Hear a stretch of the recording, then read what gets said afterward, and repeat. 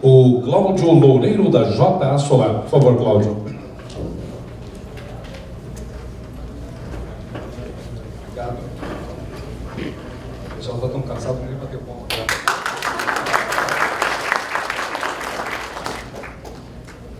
Boa tarde a todos. Prazer estar aqui novamente. A gente esteve no ano passado no Fórum de Porto Alegre, participamos no Fórum daqui de Minas, mas a grande parte dos nossos projetos acabam acontecendo aqui também. Minas é um estado líder, né? A gente espera estar contribuindo cada vez mais aqui nos projetos. Eu vou dar uma passada breve aqui, eu tenho uns 50 slides agora, que eu sou o último a apresentar, né? E acho que tem muita coisa ainda para falar, né? Depois que todo mundo falou, né? Ser o último nunca é o mais fácil. Mas eu vou tentar ser breve aqui com relação ao tempo, para a gente ter tempo para poder fazer perguntas. Tá? A JA Solar, ela é uma empresa de origem chinesa, com todos os grandes fabricantes, os 5 maiores fabricantes do mundo são chineses, né, em termos de capacidade instalada. Um deles é coreano, trabalhando um pouquinho. Nós fechamos o ano com 9,5 gigawatts de capacidade instalada na China. A gente pretende, esse ano de 2019, fechar com 11 gigawatts de capacidade instalada. Alguém sabe me dizer qual foi o mercado brasileiro no ano passado? O tamanho do mercado brasileiro? Total? 1 giga. Oi? 1 giga. 1 giga e pouquinho, 1 giga. O mercado foi mais ou menos entre centralizada e distribuída, 1,5 giga a 1,9 giga. Então, nosso mercado caberia dentro de uma fábrica, não só da JA, como de outros fabricantes, comparado com, como o Marcelo falou, de 40 a 45 gigawatts de capacidade instalada de mercado que aconteceu na China. Então, nós temos um mercado ainda pequeno comparado com a demanda, com a oferta global. Né? Então, nós temos a capacidade de 11 fechando o ano. Os embarques do ano passado, nós somos o segundo maior fabricante do mundo a embarcar, foi ao redor de 9,4 gigawatts no ano. Tá? Nós temos 15 mil funcionários, tá? Nós primamos principalmente pela parte de evolução tecnológica. Então, a JA é uma fabricante que está focada na evolução, no que vem próximo, no qual vai ser a próxima geração de produtos. Né? Tem uma base muito forte em tecnologia e desenvolvimento. Né? Então, várias tecnologias foram desenvolvidas e primeiramente lançadas pela JA. Depois elas acabaram sendo desenvolvidas pelos demais fabricantes. Vamos lá, nós temos o nosso principal mercado é a China. Né?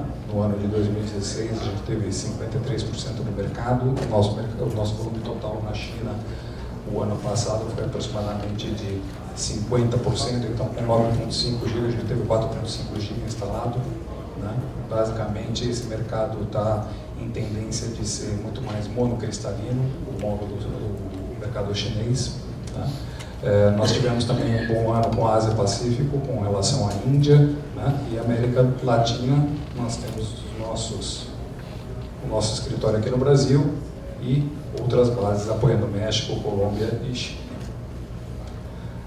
Aqui é um pouco da distribuição da nossa capacidade instalada, como eu falei, 9,5 GB global, né? Entre eles a gente 4 GB de poly, 3,3 de monoperc.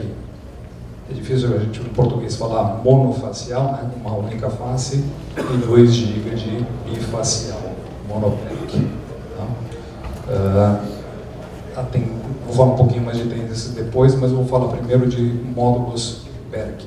PERC é um tratamento superficial que é feito na célula para aumentar a eficiência da mesma. Né? Isso faz com que o módulo, a célula, ela capture mais elétrons e com isso você salte dos módulos tradicionais de potência, de eficiência mais baixa para mais alta. Os módulos policristalinos normais têm aqui faixa de potência mais ou menos. Não, desculpe, eu falei errado, é eficiência. Oi? 17, 18, já está numa faixa de mono. Né? O poli normal ele pode pegar 16,5, né? E puxando até o que o Roberto falou, né? Tem módulos de até 13, 14%, que já são módulos muito antigos. esse tratamento ele leva a célula a ter eficiência de acima de 20, 21%, 22%, sendo que o módulo ele vai chegar a ter ao redor de 19, 19,5%. Então, um módulo de mesmo tamanho, mesmo número de células, mesma dimensão de células, você vai ter 2% a mais de conversão de energia por metro quadrado. Além disso, o fato de a gente trabalhar com monocristalino permite que você tenha mais potência instalada. Então, quando você compara um módulo entre o poli e o mono de mesma área com células de mesma dimensão, você vai ter potências maiores. Então, enquanto você tem módulo de 330, 335, 340, você está saltando para módulos de 360, 365, 370. Consequência disso, alguém sabe me dizer? Mais eficiência, mais potência, o que acontece? Oi? A temperatura? Menor área. Não, alguém falou da área. Quem falou? Menor ocupação de área. Menor ocupação de área. A temperatura tem mais a ver com o coeficiente de temperatura. Menor ocupação de área. O que você faz quando você tem menos áreas e menos módulos? Menos estrutura, menos cabeamento. Oi? Menos estrutura, menos cabeamento. Menos estrutura, menos cabeamento. Então, o teu sistema, para entregar a mesma quantidade de watt-hora, né, ele vai precisar de menos módulos. Obviamente, quanto menor o sistema, menos sensível essa diferença vai ser. Se você está falando de um sistema de 200 kW, 300 kW, 1 MB, você já começa a ter uma diferença significativa no número de módulos. Tá? Aí entra a equação do custo-benefício. Tá? O sistema dimensionado com um monopack faz sentido ou não em função da diferença do preço. Porque se continuar comparando watt-pico por watt-pico, como a grande maioria do mercado faz, o watt-pico do monopack vai ser mais caro. Tá? Nunca vai ter um monopack, ou um monocristalino, ou um bifacial que esteja a preço de um policristalino tradicional. Então, uma das coisas que a gente prega, que a gente evangeliza, né, muito no mercado é: não faça a comparação única exclusivamente pelo preço do watt-pico, faça o sistema como um todo. Tá? Não é, digamos assim, a unanimidade do modelo de avaliação, mas é dessa forma que a gente vai trabalhar. Então, isso aqui resume um pouquinho que a gente tem mais potência e menos área utilizada quando você utiliza essa tecnologia. Tá? Além disso, uma vantagem que existe é um módulo no começo do dia, a baixa radiância, um módulo monocristalino com tratamento, no começo do dia com baixa radiância e no final do dia com baixa radiância, ele absorve um pouco mais de energia. Tá? Então, aqui você tem um pouquinho mais de energia gerada e aqui você tem um pouco mais de energia gerada com relação às tecnologias tradicionais. Isso quer dizer o quê? Isso é consequência da eficiência que eu estou falando, mas você está produzindo mais watt-hora, né, num sistema quando você está comprando uma tecnologia de módulo com outra tecnologia de módulo. Coeficiente de temperatura, né, mudou aqui o volume de novo. O coeficiente de temperatura ele tende a ser menor, ou seja, na mesma temperatura de operação, quando você tem um policristalino e um monocristalino, você tem menos perdas pelo fato do coeficiente ser menor. Né? E algumas outras tecnologias que fazem com que a gente aumente ainda a potência, independente de ser poli ou de ser mono. Filme. Hoje em dia se pode colocar filmes sobre os barramentos, os busbars tradicionais, que aumentam ainda mais uns 5 watt-picos a produção de energia. Isso seria válido quando a gente está falando de módulos que ainda vão evoluir de 5 para 6 ou para vários busbars. Como o Marcelo já falou, existem módulos que vão surgir, que são, a gente chama de shingle. O que é o módulo shingle? Shingle é o termo que a gente usa para aquelas telhas americanas que são superpostas, onde você não vê a emenda de uma com a outra. Tá? Então, quando você tem esse tipo de modelo, você não tem o barramento. Se você não tem o barramento, você não tem sombreamento. Se você não tem sombreamento, você aumenta ainda mais a produção daquela célula de 6 polegadas. Tá? Então, existem, digamos assim, ajustes de desenho que podem ser utilizados para ainda aumentar mais a potência, independente da tecnologia de silício que está sendo utilizada. Se é poli, fala mole. Né? Se é poli ou se é mono. Como a gente visualiza, né, até o final do ano, em que potência que a gente deve estar trabalhando para um módulo 144 células, meia célula, né? A gente visualiza que a gente já deve estar, a gente visualizava no final do ano passado que a gente estaria com 380 watt-pico, né? No módulo desse modelo. A gente já está produzindo 385. Né? Então, em associação à tecnologia, em associação à meia célula, ao adicionar o filme, e a uma série de ajustes de desenho, a gente acredita que a gente deve chegar, talvez no final de 2019, já mais próximo do que é um módulo tradicional de dimensão de 72 células nos 390, 395, tá? Usando as dimensões convencionais. E o bifacial, módulo bifacial, né? Módulo de 72 células tradicional, aqui eu não estou falando de meia célula, aqui nós estávamos prevendo 375, nós já estamos produzindo em 380. Eu vou passar um pouquinho mais sobre o módulo bifacial. Até agora, alguma pergunta, alguma dúvida? Não? Vamos lá. Projetos que a gente tem na América Latina. Aqui eu vou mostrar alguns na América Latina, alguns na China, mas a gente já tem alguns em andamento aqui no Brasil. Esse é um sistema de mais de... Opa, vou voltar aqui. 370 megawatt-pico no deserto de Sonora, no México. Um cliente nosso foi a Iberdrola, onde a gente instalou módulos monoperc entre 355 e 365. Esse projeto foi concluído no final do ano passado. Né? Hoje a gente já está falando de potências que estão na faixa quase chegando nos 380. Vocês verem como em um ano como já está tendo um salto significativo no aumento da potência individual de cada um dos módulos. Tá? Esse aqui, como eu falei, está no México, uma região desértica, próximo da fronteira com os Estados Unidos. O que é um módulo bifacial? Alguém já ouviu falar? Ou alguém nunca ouviu falar de um módulo bifacial? Você já ouviu falar ou você não ouviu falar? Já ouviu falar? Então tá.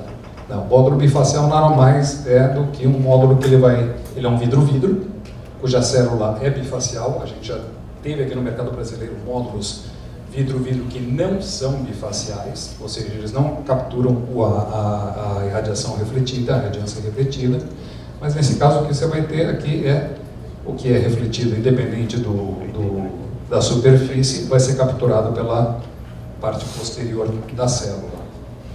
Isso aumenta dependendo do tipo de tratamento, do tipo de superfície que você tem. Se você tem pedra, se você tem areia, se você tem neve, se você tem calcário, se você tem pasto, o que quer que seja, isso vai aumentar. Em termos de, dependendo da superfície, você pode ter em produção de energia até uns 15% a mais, versus um módulo tradicional. Tá? Vai depender da comparação com o módulo que você está fazendo. Eu falo de uma comparação de um módulo tradicional. Tá? Onde que nós temos casos de sucesso que a gente já fez instalação, né? Na África do Sul, projeto pequeno, de 30 kW, e na China 3 projetos, 5,5, 5,5, né?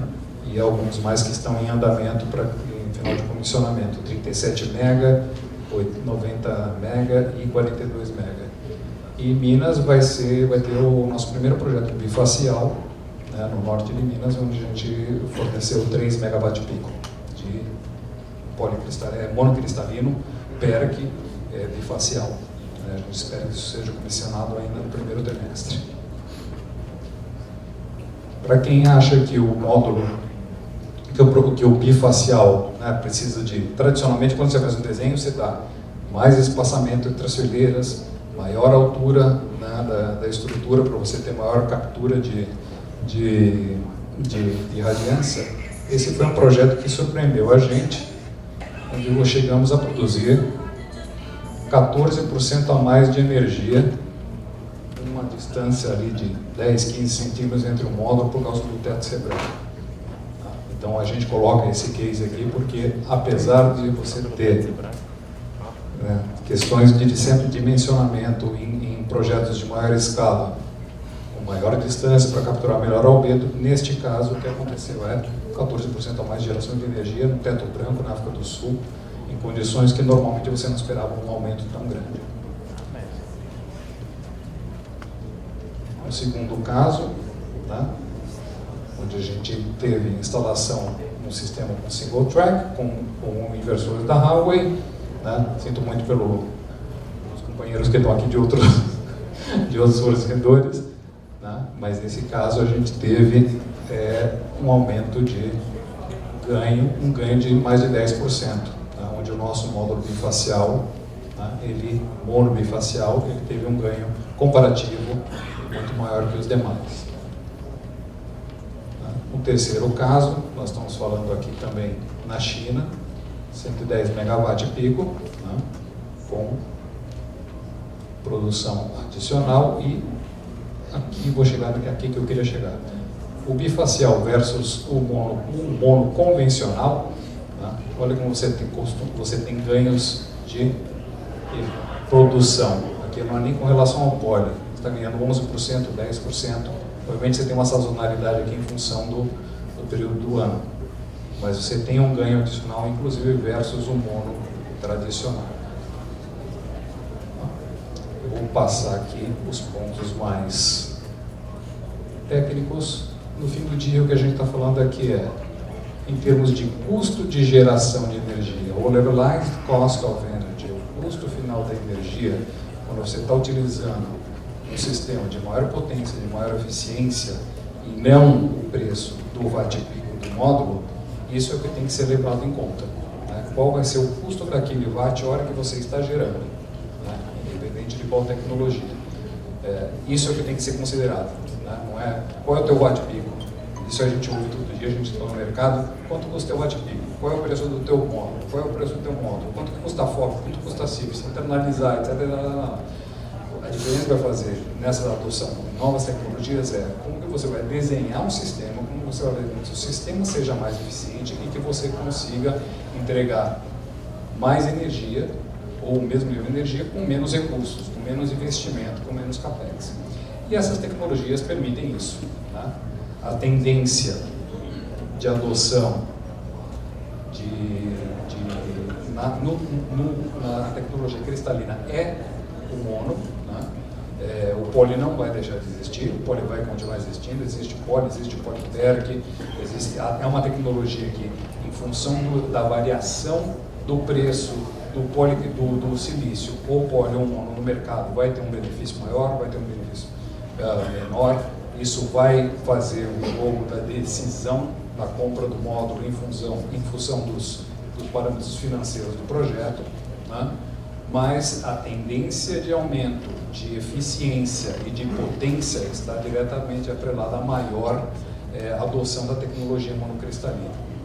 Para ter uma noção do efeito, né, disso, 2017, alguém tem ideia de mais ou menos quanto foi no mundo, né, a participação do monocristalino no mercado global? 30%. 2018, 50%. Estima-se que esse ano ele deve estar na faixa dos 60% a 70%. Então existe um crescimento, existe uma tendência de adoção dessa tecnologia.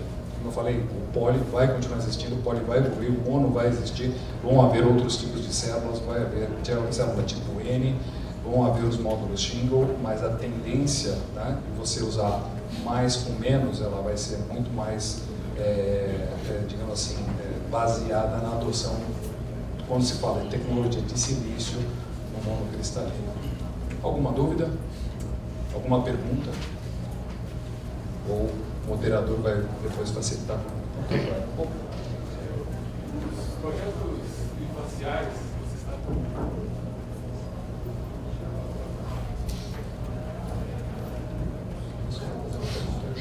está...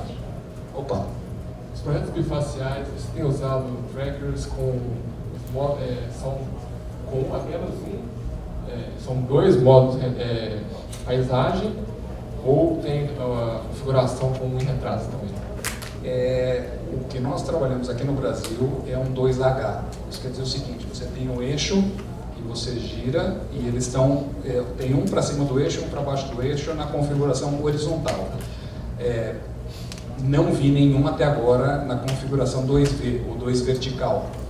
Tá? Pode haver, é uma questão de desenho, mas as experiências que eu tive, tanto os projetos chineses que eu mostrei aqui, quanto que a gente está trabalhando aqui no Brasil, é um projeto 2H, na configuração horizontal, retrato. Desculpa, paisagem. Disseram que meu tempo esgotou, então eu vou deixar para o facilitador, moderador aqui, dar andamento.